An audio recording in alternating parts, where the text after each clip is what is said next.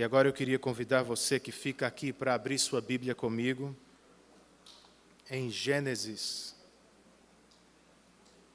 capítulo de número 13.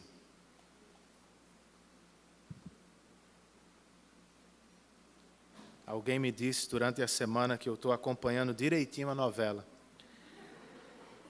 Tem nada a ver com isso, irmãos.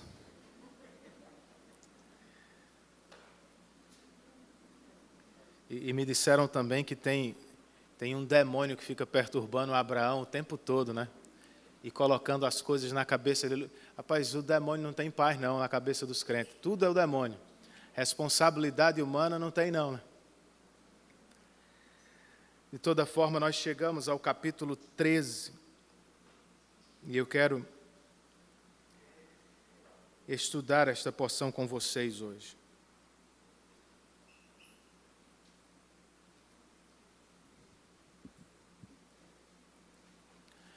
O avô materno de Sabrina, seu Jacó Soares, era um homem bastante espirituoso. E para me agradar, ele estava sempre procurando por algo que se relacionasse com a Bíblia.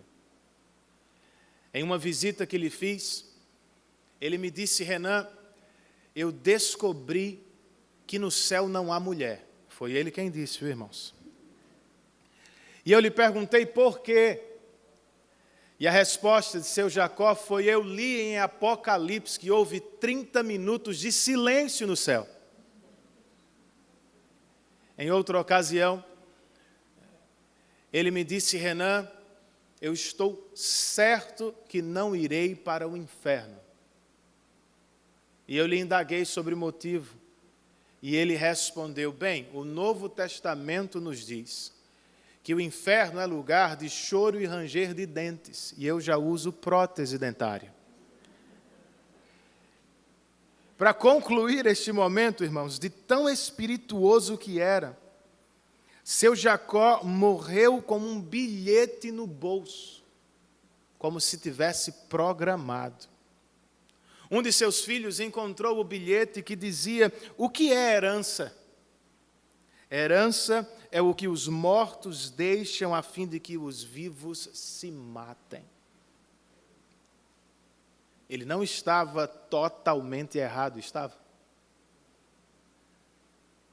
Quantas histórias nós já não ouvimos de famílias que entraram em conflito por uma herança? A verdade, porém, é que os conflitos não se restringem ao ambiente familiar, irmãos. Eles visitam o ambiente de trabalho e eles aparecem até mesmo na igreja do Senhor. Quando surgem, o que fazemos? Como resolvemos os nossos conflitos? Além de nos mostrar o recomeço de Abrão, logo depois do trágico episódio do Egito, Moisés nos apresenta na passagem um caminho de resolução de conflitos. Para começar, eu quero ler com vocês o verso de número 8, e nos coloca bem no coração do texto. Gênesis 13, verso 8, o texto inspirado nos diz: então Abrão disse a Ló: não haja desavença entre mim e você, ou entre os seus pastores e os meus, afinal somos irmãos. Vamos orar outra vez? Senhor, nós nos aproximamos de Tua palavra, crendo no que disse o salmista há muito tempo. Ela é o nosso consolo em tempos de crise. Tua promessa é vida para os nossos corações cansados. Que assim seja, ó Deus, neste momento. Espírito Santo, nós rogamos por Tua assistência e pedimos que Tu uses a Tua palavra para alcançar e encorajar os nossos corações. Que seja um momento de crescimento, de edificação, de consolo e também de correção. Oramos assim, em nome de Jesus Cristo. nosso Salvador bendito. Amém.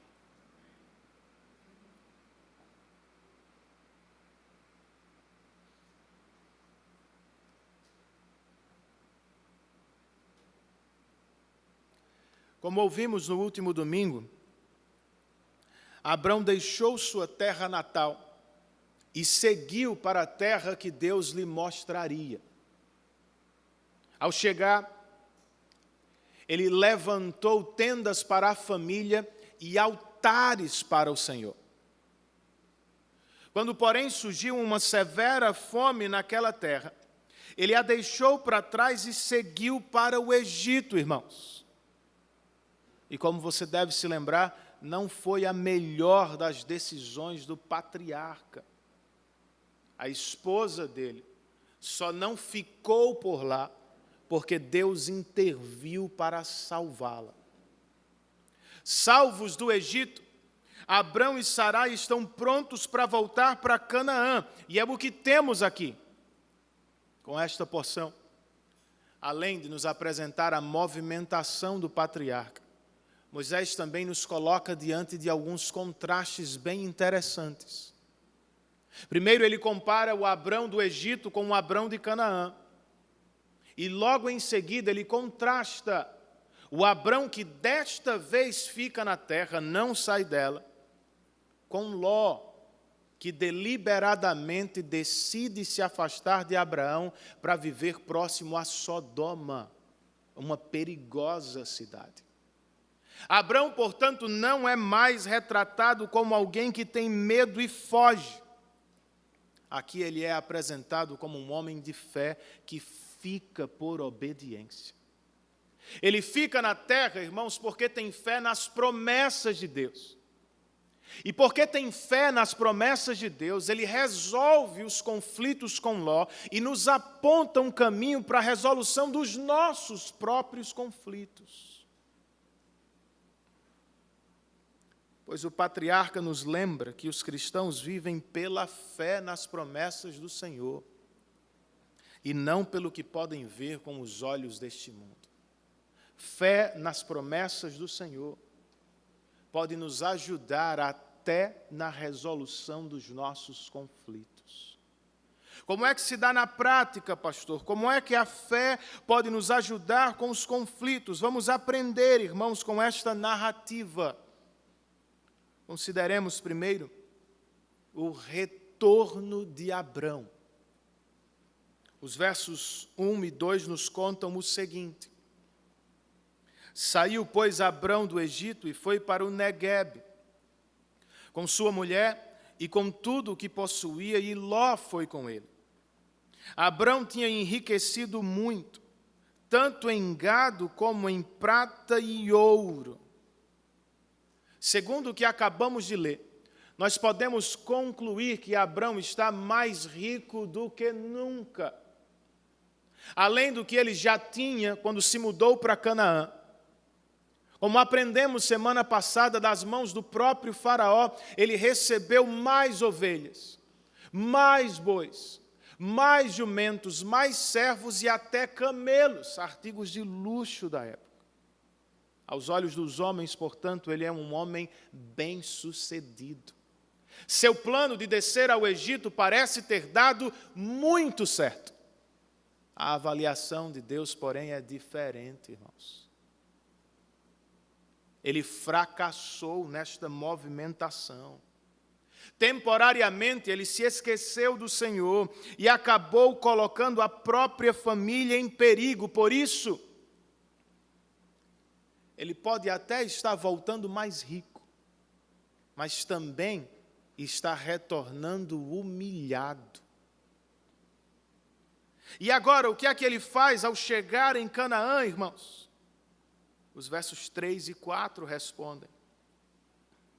Ele partiu do Neguebe em direção a Betel, indo de um lugar a outro, até que chegou ao lugar entre Betel e Ai, onde já havia armado acampamento anteriormente, e onde, pela primeira vez, tinha construído um altar.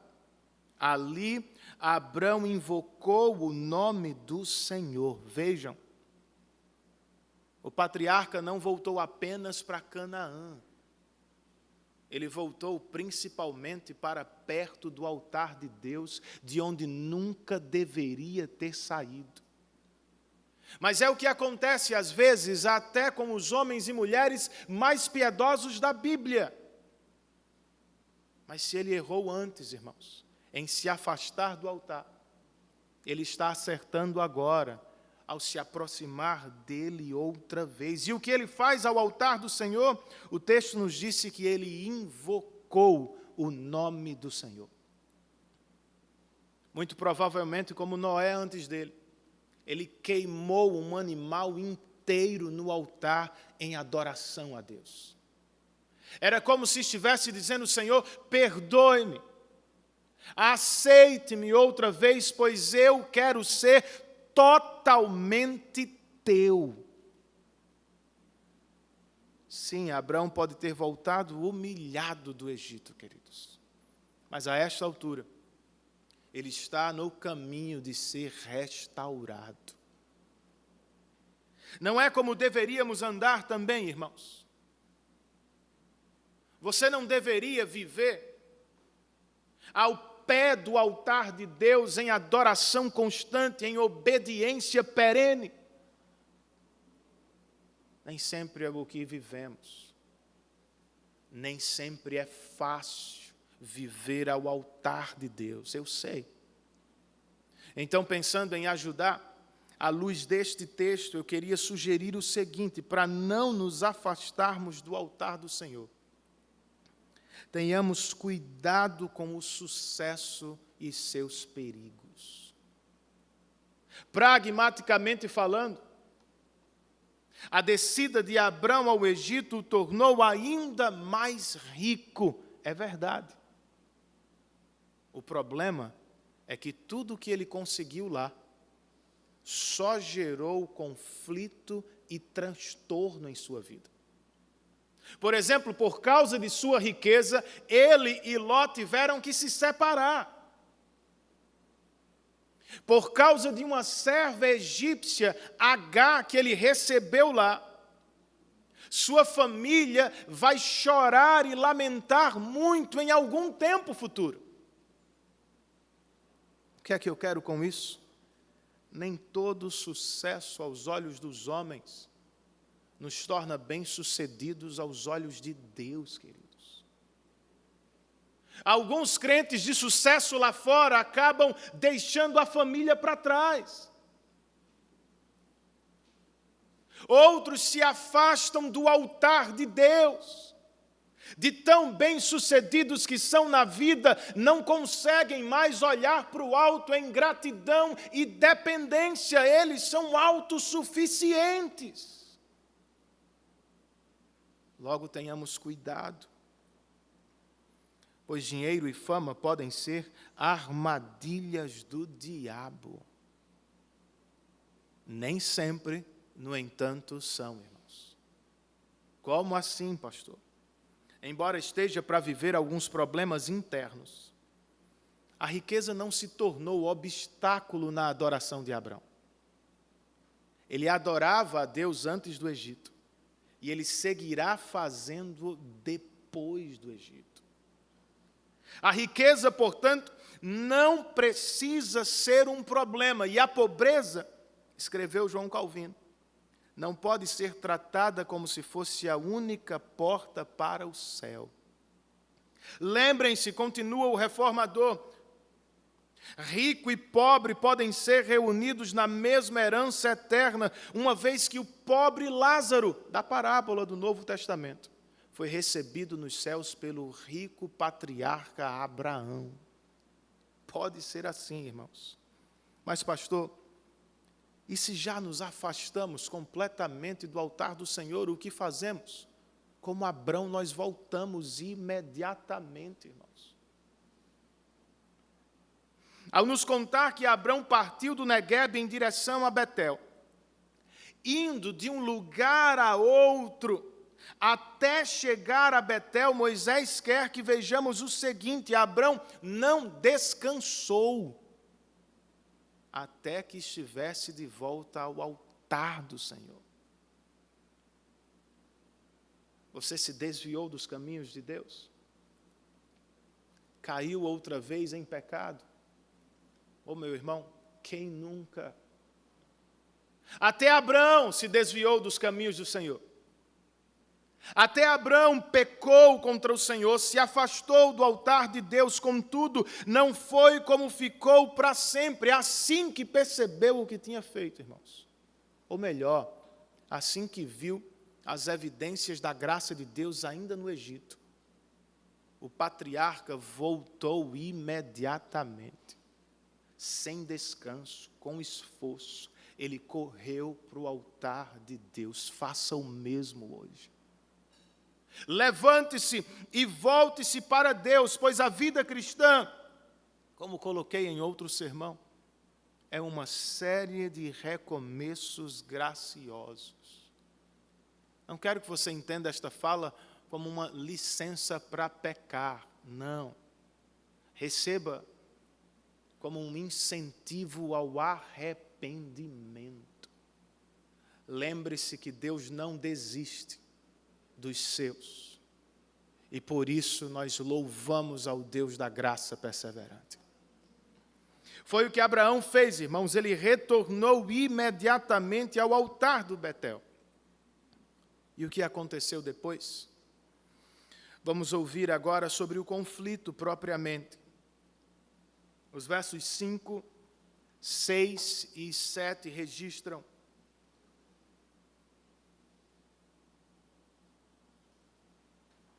Ló, que acompanhava Abrão, também possuía rebanhos e tendas. E não podiam morar os dois juntos na mesma região, porque possuíam tantos bens que a terra não podia sustentá-los. Por isso surgiu uma desavença entre os pastores dos rebanhos de Abrão e os de Ló. Nessa época, os cananeus e os ferezeus habitavam aquela terra. Essa é a causa do conflito. Abrão não é o único rico da história. Ló também prosperou e a terra acabou ficando pequena para os dois. E tem um agravante, né, irmãos?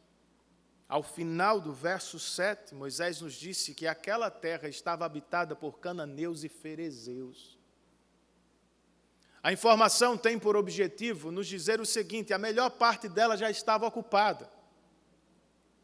Os cananeus habitavam em cidades fortificadas e os ferezeus cuidavam da melhor parte dos campos de Canaã. Além disso, eu tenho para mim que esta informação antecipa o perigo que vem no próximo capítulo, nos sugerindo que se separar a esta altura é tornar-se vulnerável diante dos povos inimigos. No entanto, não havia o que fazer, foi a solução que Abrão encontrou. Versos 8 e 9. Abrão disse a Ló: não haja desavença entre mim e você, ou entre os seus pastores e os meus, afinal nós somos irmãos. Aí está a terra inteira diante de você. Vamos separar-nos. Se você for para a esquerda, irei para a direita. Se for para a direita, eu irei para a esquerda. Vejam isso, antes que a situação piorasse, Abrão tomou a iniciativa para resolvê-la imediatamente. Ele materializou aqui, queridos, o que encontramos em Provérbios 17, verso 14, que nos diz: começar uma discussão é como abrir brecha num dique. Por isso, resolva a questão antes que surja a contenda. Sinais de conflito surgiram e Abrão agiu imediatamente para resolvê-los. Como? Ele fez uso dos laços familiares. Ló, lembre-se, nós somos irmãos. O que dirão os cananeus? Ele se apropriou da fé, irmãos. Quando disse a Ló: a terra inteira está diante de você, escolha a melhor parte. Ele estava se lançando nos braços de Deus. qualquer que seja a escolha do meu sobrinho, Deus seguirá cuidando de mim. Ele cumprirá as promessas que me fez. E Ló, qual foi a escolha que ele fez mesmo? Versos 10, 11, 12 e 13, o texto nos diz: olhou então Ló e viu todo o vale do Jordão, todo ele bem irrigado até Zoar. Era como o jardim do Senhor, como a terra do Egito. Isto se deu antes de o Senhor destruir Sodoma e Gomorra. Ló escolheu todo o vale do Jordão e partiu em direção ao leste. Assim os dois se separaram. Abrão ficou na terra de Canaã, mas Ló mudou seu acampamento para um lugar próximo a Sodoma, entre as cidades do vale. Ora, os homens de Sodoma eram extremamente perversos e pecadores contra o Senhor. Em uma linguagem que nos faz lembrar o pecado de Adão e Eva no jardim, Moisés nos conta que Ló olhou e viu o vale do Jordão. Ele se demorou nele e acabou possuído pelo que viu. Iludido pelo que viu, irmãos, de repente o vale do Jordão se tornou igual ao jardim do Senhor. O vale era como o Egito, ou seja, havia abundância de recursos e inúmeras possibilidades de crescimento.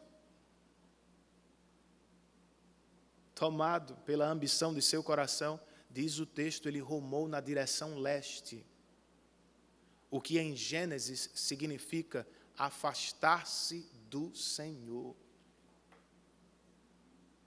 E não foi o pior, pois Ló não apenas se afastou do Senhor, ele se aproximou dos perversos pecadores de Sodoma. Comentando o texto, Calvino escreveu: quando pensou que estava habitando no paraíso, Ló quase mergulhou nas profundezas do inferno. E Abrão, onde está o patriarca? Moisés acabou de nos dizer no verso 12, Abrão, porém, ficou na terra. Ele não é mais o homem medroso que foge para o Egito. Ele não foi aqui seduzido pela incredulidade de seu coração. Desta vez ele fincou os pés na terra que Deus lhe prometeu. Ele lançou o coração nas promessas do Senhor. Ele ficou na terra, irmãos, por confiar em Deus. O que fazemos com este texto? Com o contraste que vemos nele, com quem você se parece mais, com quem nós nos parecemos mais, com Ló ou com Abrão? Como fazemos nossas escolhas? Com o que lemos aqui, queridos. O Espírito Santo, por meio da pena de Moisés, está nos dizendo: afastem-se do exemplo de Ló. Ansioso por obter vantagem pessoal, ele não tratou o tio com dignidade. E iludido com o que viu nas terras dos ímpios de Sodoma, ele se entregou a uma vida que vai se revelar muito mais complicada do que aquela que ele tinha em Canaã, ao lado de seu tio. Tenhamos cuidado com os nossos olhos. Meu irmão, não se demore muito na prosperidade dos ímpios. Ou então você vai cobiçar o que eles têm. E se lhe ajuda, lembre-se, por mais felizes e prósperos que os homens de Sodoma pareçam ser, muito em breve Deus vai condená-los. E Ló, porque foi tomado pelo que viu naquelas terras, encheu a vida de sofrimento. Tenhamos cuidado com o que desejamos. Um comentarista escreveu: entre céu e inferno, Ló escolheria o céu. Mas entre céu e terra, certamente ele ficaria com a terra. Por quê? Prosperidade material era o que mandava em seu coração. E infelizmente ela ainda manda em muitos corações de crentes. Como escolhemos com quem casar? Que carreira profissional resolvamos tomar? Quais são os conselhos que damos aos nossos filhos enquanto os preparamos para o futuro? Pense em sua filha, meu irmão. Está para casar. E surge em sua casa um jovem profissionalmente promissor. Ao que tudo indica, ele vai dar à sua filha conforto e segurança material, mas ele é crente. Se não for, para onde você acha que ele vai conduzi-la? Valerá a pena encher a vida de sua filha de sofrimento e de incredulidade? Pense na escolha que você precisa fazer sobre seu futuro profissional. Qualquer curso que fizer, você terá inúmeras oportunidades de trabalho, de serviço. Algumas são mais promissoras do que outras. Você pensa, esta aqui vai me tornar um homem rico, uma mulher próspera. Mas quantas horas de trabalho, minha irmã, essa carreira vai exigir de você? Meu irmão, quantas viagens, quanta ausência, quanto tempo você terá que investir fora de casa para dar à sua família tudo o que você acha que ela precisa? E se este caminho afastá-lo da família? E se a sua carreira, minha irmã, afastá-la dos caminhos do Senhor? Talvez seja melhor ficar em Canaã com Abrão. Certamente é melhor esperar e confiar no Deus que nos fez promessas. Nós não precisamos de tudo que o mundo diz que precisamos. Nós precisamos da bênção de Deus, queridos. Ainda assim, verdade seja dita, nós enfrentaremos conflitos.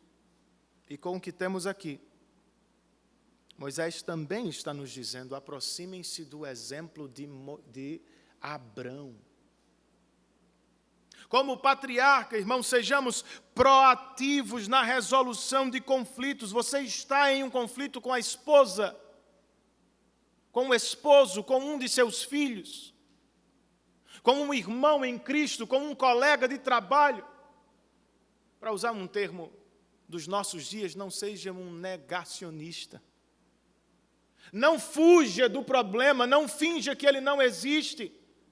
Se ele está aí diante dos seus olhos, resolva enquanto ele ainda é pequeno, pois se crescer, certamente vai ser mais difícil resolver. E quem sabe, o conflito vai acabar alcançando seus filhos, seus amigos, sua empresa, nossa igreja. Sejamos, portanto, proativos, irmãos, e como Abrão, lembremos, nós somos irmãos. Por que nos afastaríamos da família?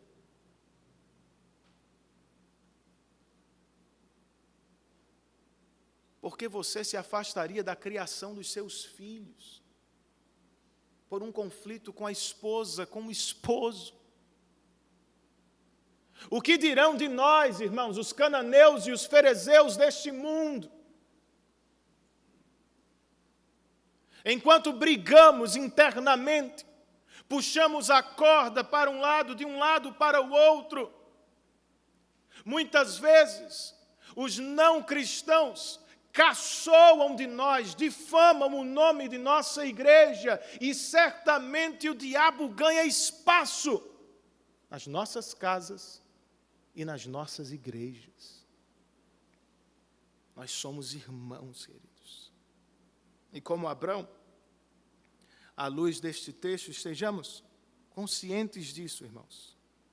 Se queremos resolver conflitos, nós precisamos estar dispostos a perder alguma coisa.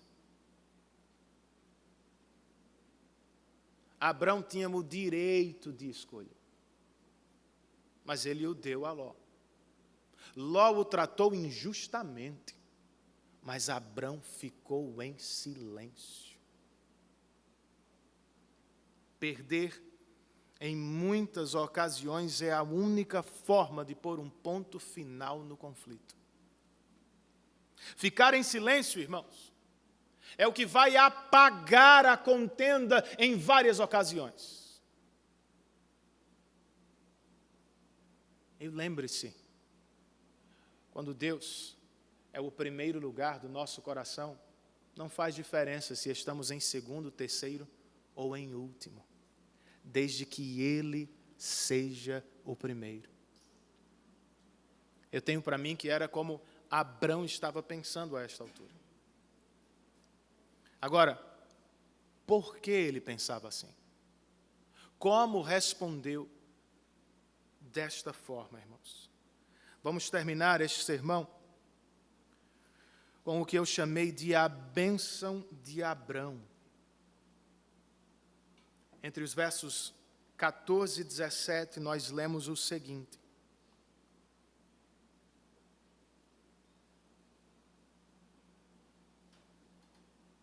Disse o Senhor a Abrão, depois que Ló separou-se dele: de onde você está, olhe para o norte, para o sul, para o leste e para o oeste. Toda a terra que você está vendo darei a você e a sua descendência para sempre. Tornarei a sua descendência tão numerosa como o pó da terra.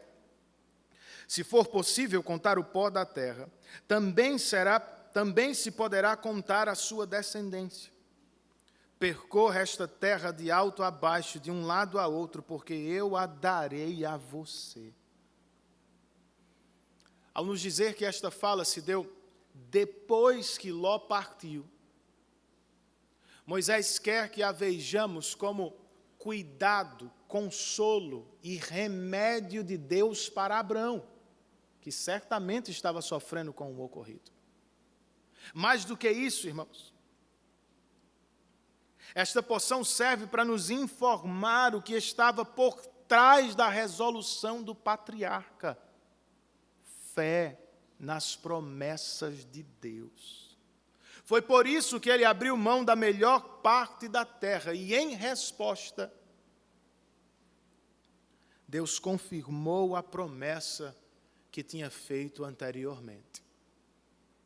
E se Ló foi quem olhou e viu o vale do Jordão, aqui é Deus quem diz a Abrão: olhe. E se Ló rumou em uma única direção leste e parou em uma única região, o vale do Jordão, aqui Deus lhe diz: olhe para todos os lados, norte, sul, leste a oeste, pois eu darei a terra a você. E se Ló, irmãos, por causa da escolha que fez, acabará perdendo a própria família, aqui Abrão fica sabendo: você terá uma família tão numerosa que será impossível contá-la. E o que Deus espera dele? Que imediatamente, não que depois de 30 anos, mas que imediatamente ele percorra a terra de alto a baixo, de um lado para o outro. Foi o que ele fez, irmãos. E é com isso que Moisés termina o capítulo, verso 18. Então Abrão mudou seu acampamento e passou a viver próximo aos carvalhos de Mamre, em Hebrom. onde construiu um altar dedicado ao Senhor.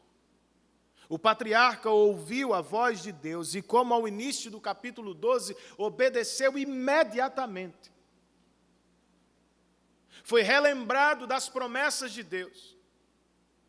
E, sem demorar, ele agiu para se apropriar delas pela fé. Percebam, a terra ainda estava habitada por cananeus e ferezeus. Mas com o altar que ele construíra, ele estava avisando aos demais: não será assim para sempre. Em breve, todos nós adoraremos ao Deus verdadeiro e único aqui. É a isso, irmãos, que John Piper chama de graça futura. Como podemos descansar em relação ao futuro? Como não somos vencidos pelo medo do futuro? Como nos protegemos da ansiedade que nos perturba agora com o dia de amanhã? Teremos ou não uma terra para viver?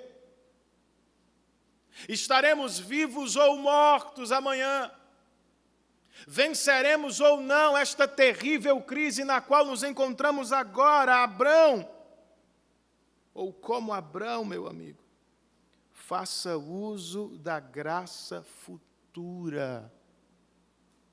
Em outras palavras, empurre a graça que você vê hoje para o amanhã. Creia que Deus estará lá quando você chegar e que Ele continuará suficiente para cuidar e suprir todas as nossas necessidades. Ah, pastor, não é tão simples assim. Eu não consigo viver desta forma o tempo inteiro. Eu também não, irmãos. Eu também tenho medo. Por vezes, eu cedo à ansiedade que tenta e aflige o meu coração. Então, o que é que fazemos em dias de medo, ansiedade e tristeza? Como Abrão, queridos, se aproprie do remédio que Deus tem para você, do consolo que Ele tem para nós, a palavra. Vocês perceberam isso? Deus não disse nada de novo a Abrão. Ele não precisou procurar um profeta para ouvir uma nova revelação. Ele ouviu a mesma coisa. Deus repetiu para Abrão o que já tinha dito antes. Ele ouviu a voz de Deus e imediatamente sua alma foi fortalecida, seu coração foi tomado de vigor, seus pés se movimentaram outra vez no caminho da fé. É do que precisamos. Escrevendo aos Efésios, o apóstolo Paulo nos disse que em Cristo, Deus nos abençoou com todas as bênçãos espirituais. Todas as bênçãos espirituais nas regiões celestiais. Percebam o tempo verbal, irmãos, Ele não vai nos abençoar, Ele já o fez. As bênçãos espirituais não serão nossas. Em Cristo, por causa de Cristo, elas já são. A questão é, você se apropria delas? A Bíblia é uma fonte inesgotável de vida.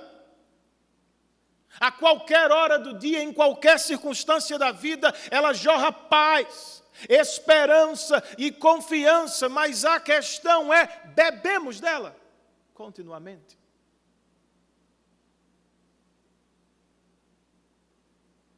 Ou bebemos muito mais de noticiários pessimistas, programas mundanos e irrelevantes, conversas sem edificação, coração medroso, inquieto e incrédulo? Volte a ler a Bíblia, meu irmão. Minha irmã, insista com a leitura diária da palavra e você terá paz em tempos de crise, esperança em dias de desespero, luz para a escuridão desta vida. E como resultado de ouvir a palavra, de ler a palavra, você poderá ser generoso com a obra de Deus.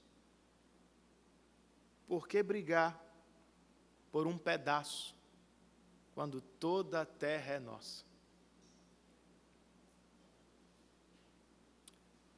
Por que brigar, por que se apegar às coisas passageiras desta vida, quando o reino eterno dos céus é seu, meu irmão? Por que não ser fiel e generoso com a obra de Deus? Se nós temos a promessa de que Ele cuidará de cada uma de nossas necessidades. Fé na graça futura, irmãos, espanta o medo do coração, mata a avareza, nos liberta da adoração às posses. Nós podemos ser quanto generosos quisermos, pois o nosso Deus jamais falhará conosco. É o que temos aqui.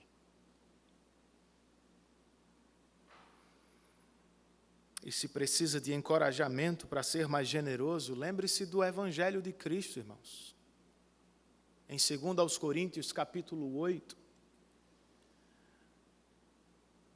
Paulo o apresenta nos dizendo que o Evangelho é o rico rei Jesus, se tornando pobre na cruz, para transformar pobres e condenados pecadores nas pessoas mais ricas e felizes do mundo.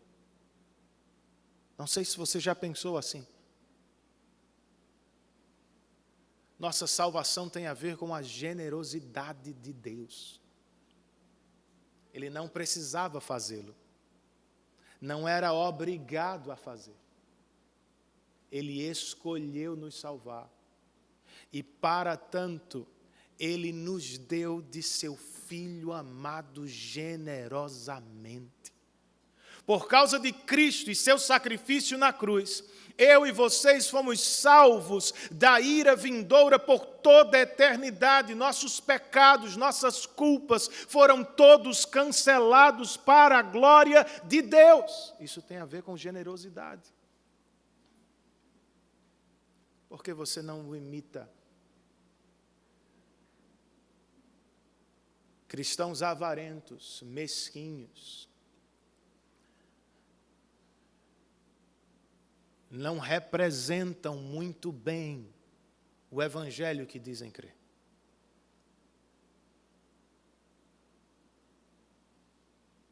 Porque nós não vamos descansar nas promessas de Deus, irmãos. Ele cumpriu esta promessa que fez a Abraão aqui. A descendência dele se tornou numerosa. Não ficou restrita aos judeus, não está apenas em Israel. Segundo o que Deus fez por nós em Jesus, ou seguindo o que Ele fez por nós em Jesus, os descendentes de Abraão estão por toda parte do mundo e de verdade não podem ser contados. Nem tenha dúvida, sua igreja é gigante. Não esta igreja local, ela não precisa ser. Não aquela outra igreja local, ela também não precisa ser.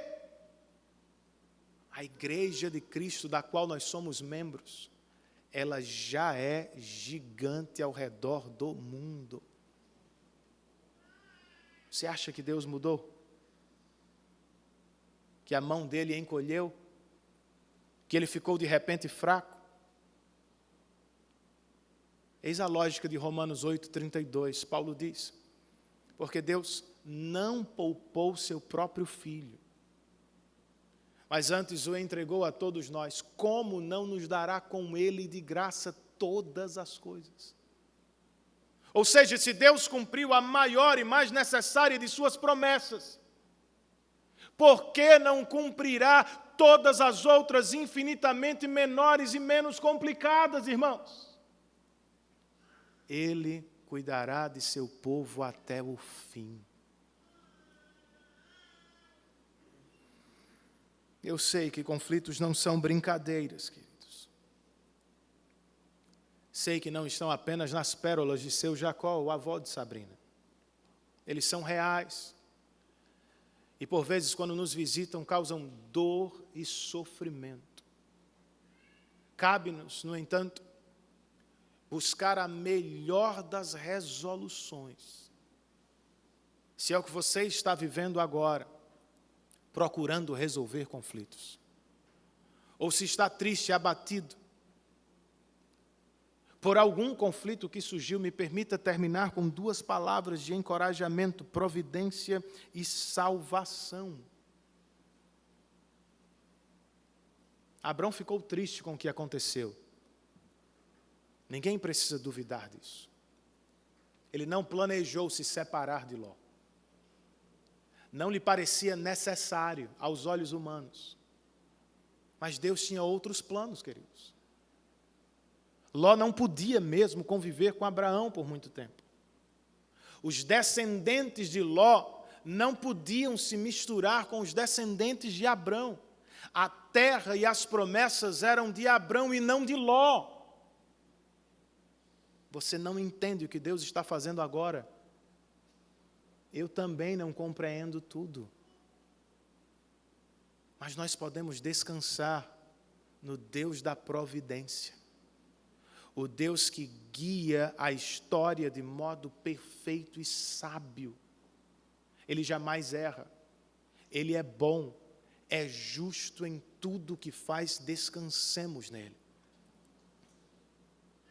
Nosso Deus também é salvador, irmãos. Alguns conflitos devem ser resolvidos, outros nós queremos resolver e nem sempre conseguimos, não é assim? Enquanto estamos tentando, lembremos que o maior de todos os conflitos que existia entre você e alguém já foi resolvido. Em Cristo, Deus resolveu o conflito que nos separava dele, o pecado. Se é assim, enquanto vivemos na terra, tentando resolver os nossos conflitos, não deixemos de celebrar a Deus pelo grande conflito que Ele já resolveu. Olhar para o que Ele fez é motivação para aquilo que queremos fazer. Não só se abata, não só se entristeça, exalte a Deus, alegre-se nele. Por vezes, na terra há conflitos, às vezes ou aparentemente insuperáveis. Por causa de Cristo, os céus estão abertos para você. O Criador dos céus e da terra também é seu Pai celestial. Você pode descansar, ser renovado sob as asas do Altíssimo hoje.